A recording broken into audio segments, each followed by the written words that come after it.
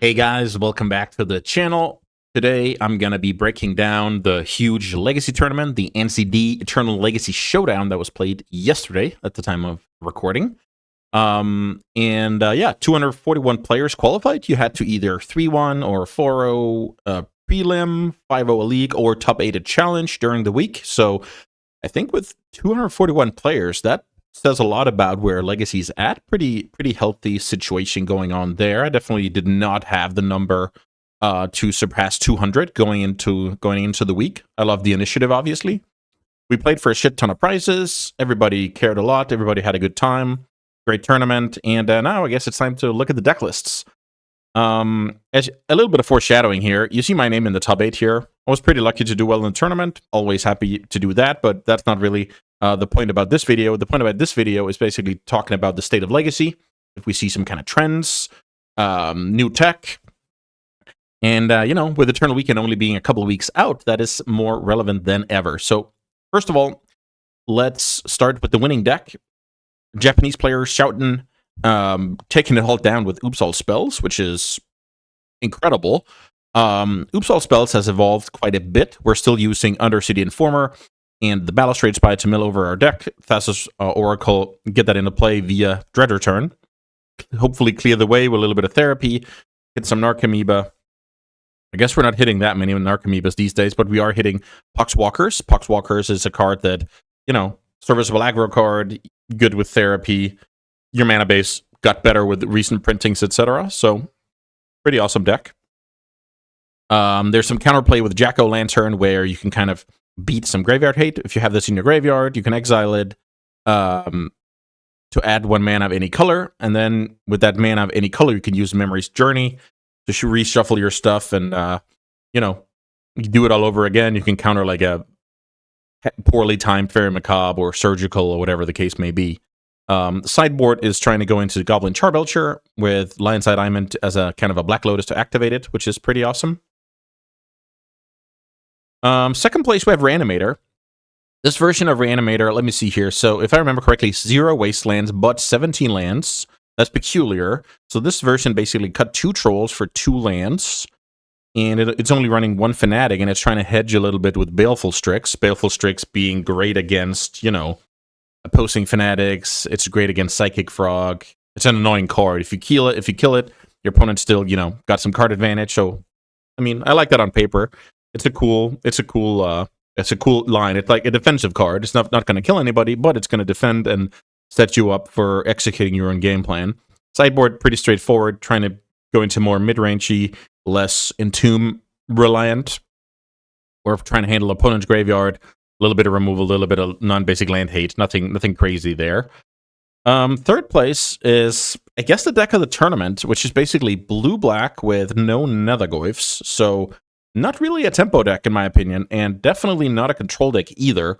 The deck is still trying to run 4 Caps of Days and Wastelands, but the 4 Tamios is basically a card that says, we're here to play longer games, and my biggest problem with this deck is, so, first of all, disclaimer, this deck did obviously great, so it's a great deck. I'm mainly trying to say where you can kind of take advantage of this deck or try and capitalize on the fact that this deck is not super fast, and this deck is not gonna control the game in a lockdown way, like traditional control decks with counterbalance and what do I know. So we are not dying fast. That's great, and we have time to play in the mid game to come back with big spells. So definitely something to be exploited here. The deck looks like it's preparing heavily for the surge of Mono Red after the win at Eternal Weekend Asia with 3 Hydroblast. I think that's the highest number I've seen. It's trying to split up the yard hate here, as I talked about in a previous video. You should definitely check that out. It's a video about all the 25 different pieces of graveyard hate getting played in Legacy. And I talk a lot about, like, where's Surgical good, when is Grafdigger's Cage good, aside from, just being good against Reanimator. So definitely go and check that out if you're in the market for a little bit of a Legacy nerd stuff. Here's another copy of that deck, basically, except it splashes white for better removal and has a worse mana base as a result. We have talked about this before in Vintage. Better spells, worse mana. Worse spells, better mana. pick your poison. I see the hedge here in the sideboard with the 1 planes. Pretty cool. And okay, I guess 3 Hydroblasts here again. So yeah, mono red is definitely accounted for in this metagame.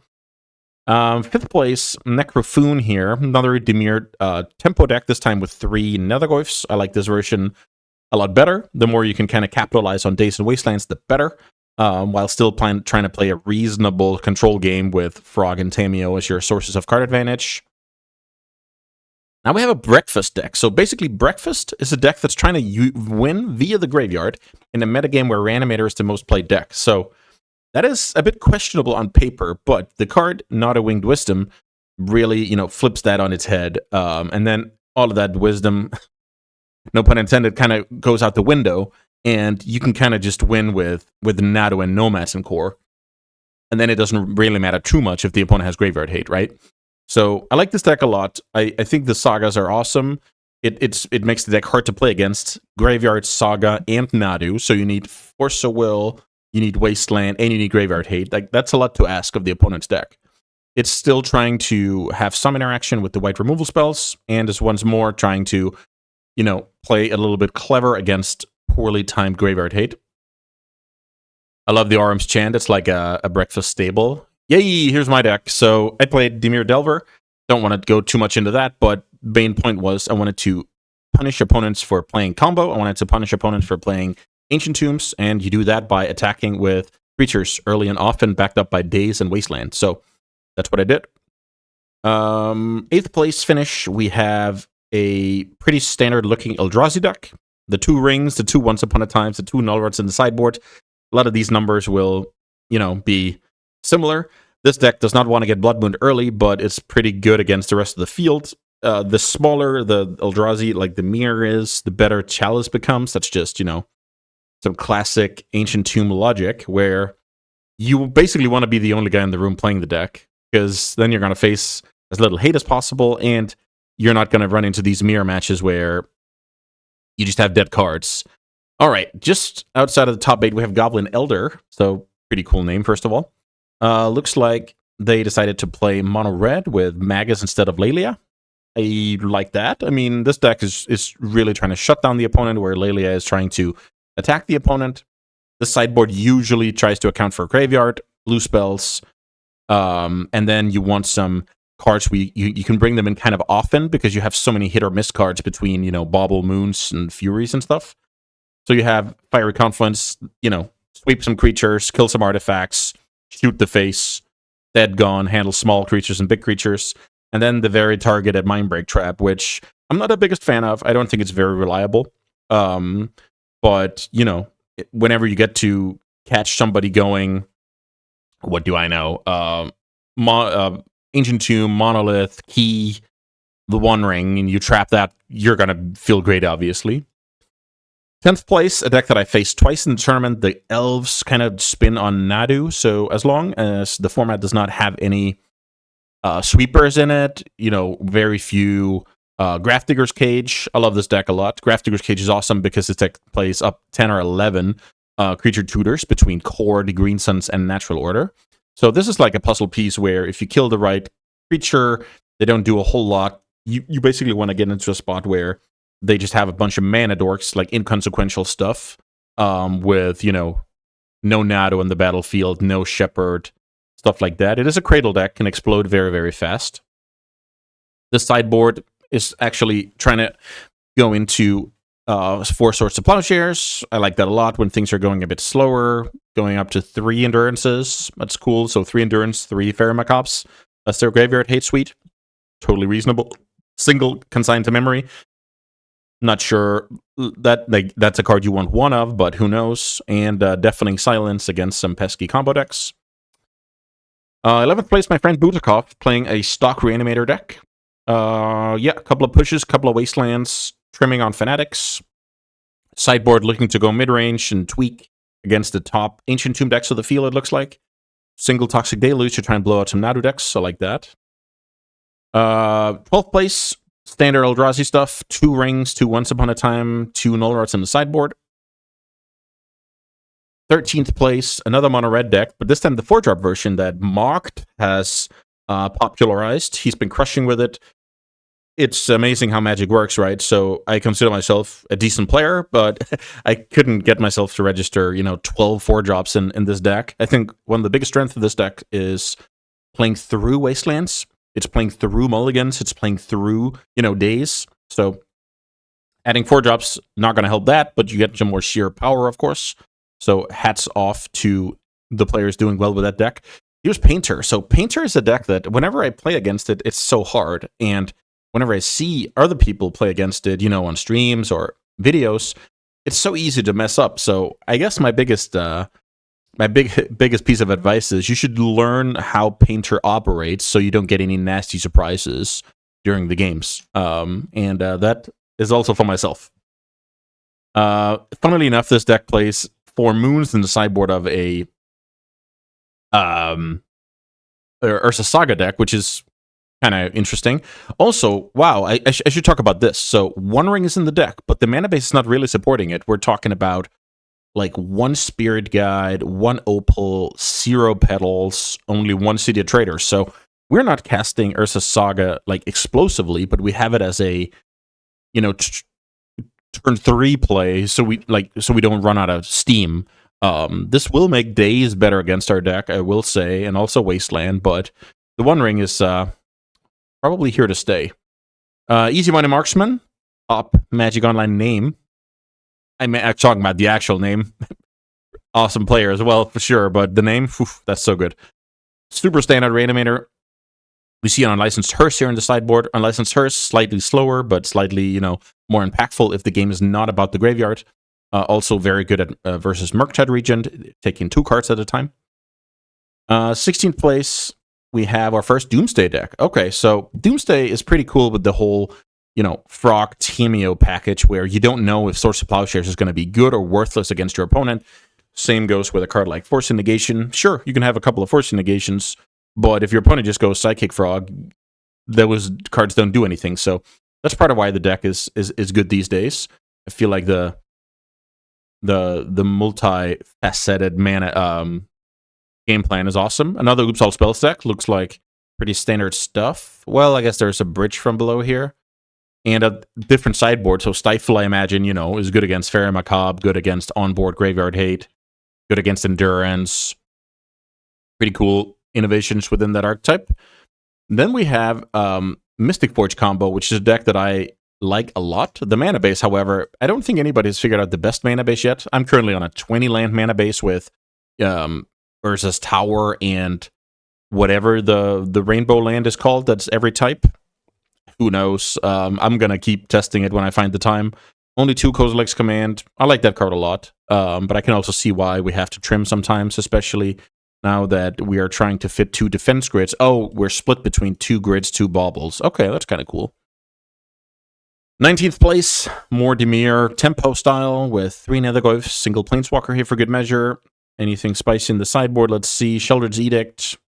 I guess, sometimes you're playing against some hard-to-kill creature, or you're playing against, some people playing out of, like, a Teferi or whatever. So this card is flexible, but it doesn't solve, let's say the opponent has 3 creatures in play and you cannot beat their, Troll of Casa Doom or Murktide Regent, then this card is not going to help you. So definitely pros and cons to all the removal spells available to Demir.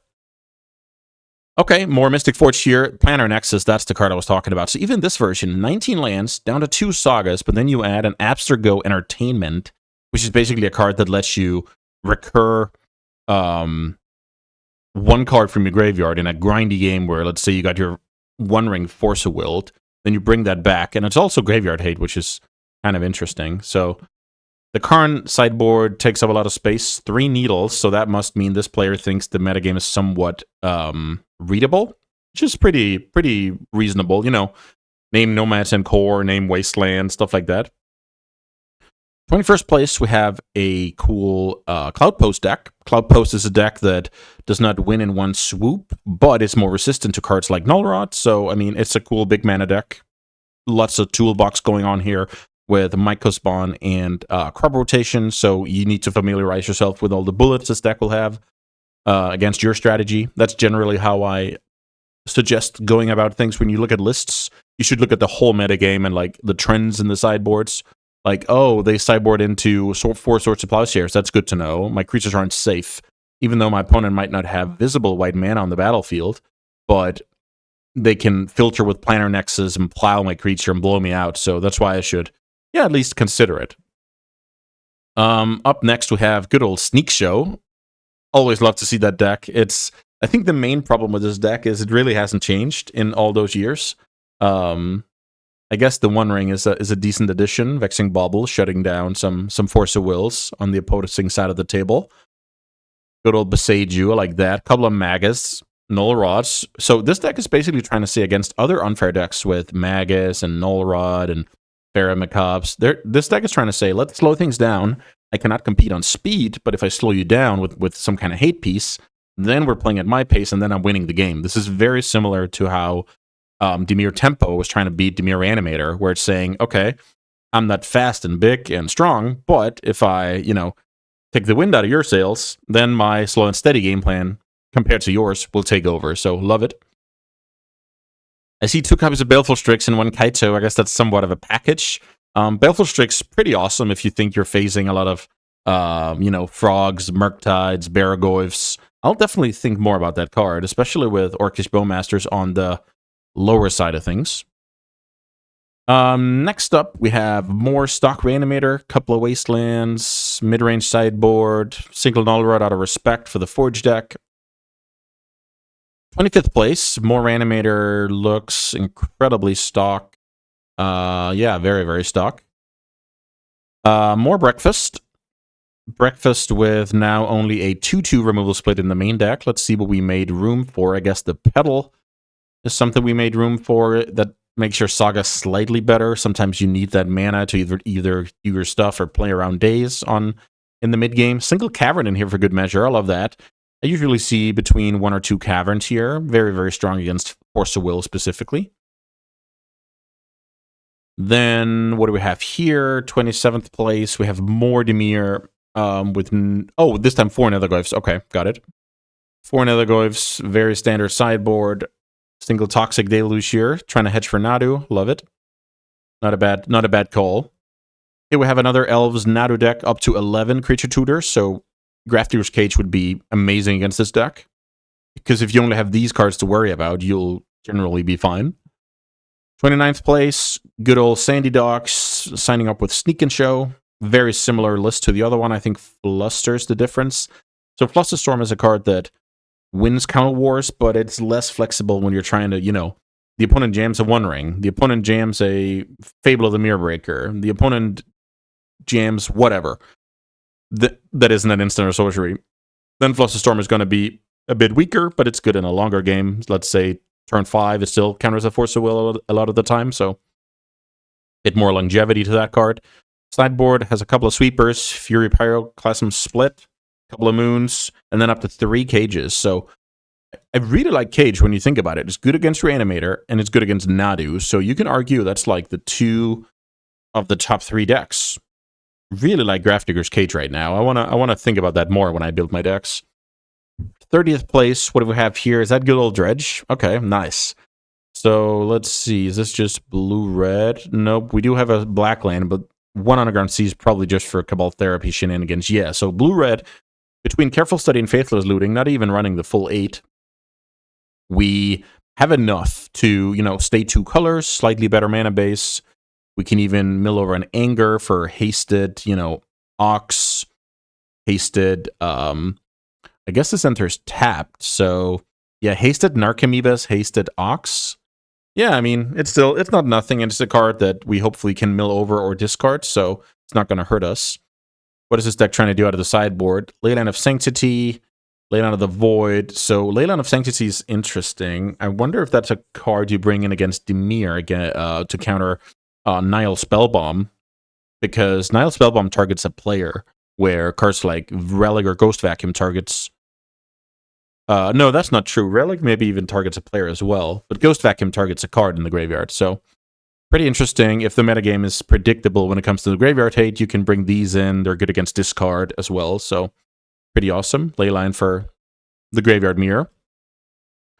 31st place, we have, looks like classic Doomsday with Wait a minute. Classic Doomsday with Reanimator transformational sideboard. So, gotta love this. 8 reanimations, 4 entombs, 3 fatties go in. Let's try and count to 15 in the main deck. 1, 2, 3, 4, 5. Plus, that's 7. That's 11. That's 12. Then you need 3 more so you can, you know, cut your petals in your cavern. And this is cool. Like, this is exactly how I used to play Magic back in the day in Vintage, where, oh, now it turned into an Oath deck after sideboard, and you don't have anything for it, and I'm looking smart over here. So I don't know if this is actually great, because, you know, you're still facing cards like Force of Will, Daze, Thoughtseize, like, but if your opponent has 0 graveyard hate, that plan is very strong. Like, that is just how things go. So Romario had the choice between his plan A Doomsday or plan A Reanimator. No, you know, not a single way to hedge against any other decks aside from playing your own plan. So I wonder how that worked in a best of 3 setting where there's actually a game 3. So obviously the strategy is to try and win 2-0, but that kind of leveling game, I think that would be awesome. I would love to watch some content of that. All right, last deck before we shut down this video is Mono Red Prison. This deck is basically saying 4 Lele is too much. It's legendary, so let me cut 1, make room for a Magus or a Cursed Mirror. 14 lands, 6 double-faced, which I think is reasonable because this deck is really taking a lot of damage between, you know, Ancient Tomb, One Ring, and these 3 damage lands. So I like that a lot. The Cursed Mirror is an interesting one. It's good with Bombardier. It's good with Pyrogoyf. It's not good with Lelia. It's not really good with Magus. You can be good against some of the opponent stuff. It's good with the One Ring. So it's this kind of card where I want my cards out of Mono Red to be good when the board has nothing on it. Like, I want my, in the game where I got, you know, Wastelanded, Forced, and Dazed, and Hydroblasted, I want to draw a card off the top that is a threat. I don't want to draw a card off the top that is a card that is good if I'm already, you know, doing stuff. Because I feel like this deck, the weak spot to this deck is, you know, running out of steam. So I respect this inclusion, and I'll be happy to change my mind on that one. But that's where I stand right now. Another one in the sideboard, we see kind of the same hedge cards, and we see the same problem solvers and Pyroclasm and Graveyard Hate. And then instead of Mindbreak Traps, this player is running a Null Rod and a Trinity Sphere to account for various combo decks. So all in all, I think Legacy's in a decent place going into Eternal Weekend. I think it's pretty clear that Reanimator and Blue-Black Tempo of different variety are going to be the decks to beat. But time will tell. Time will tell. In case you guys missed it, I'm going to do coverage for Eternal Weekend US. Not quite sure if I'm going to be doing the Legacy or Vintage portion or both yet, but I'm definitely looking forward to it. So this is also part of my research for that job. So yeah, hopefully I'll see you guys in the feature match area. And yeah, I mean, Legacy is looking sweet. I love the games. I decided to play Delver this tournament, which is trying to take advantage of, you know, Ancient Tombs and other Ancient Tomb decks, combo decks. It worked out pretty well. Can't really complain about a top 8 in a million-player tournament, but got knocked out in the quarters by Blue-Black. Bowmasters got me in the end. That's what happens sometimes. But yeah, I hope you guys enjoyed the rundown here. Please let me know if anything stuck out to you or I missed anything interesting. I'm sure I did. That's usually how things go. Yeah, as always, thanks so much for watching, and I'll see you next time.